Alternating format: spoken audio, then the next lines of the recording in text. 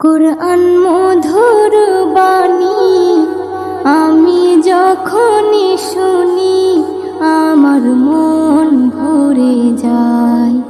কুরআন মধুর বাণী আমি যখনই শুনি আমার মন ভরে যায়। শোনো মুমিন মুসলমান, পড়ে দেখো না কুরআন, কত শান্তি পাওয়া যায়। কুরআন মধুর বাণী, প্রতিটি হরফে 10 নেকি আছে, আমলে জমা হয়। প্রতিটি হরফে 10 নেকি আছে, আমলে জমা হয়।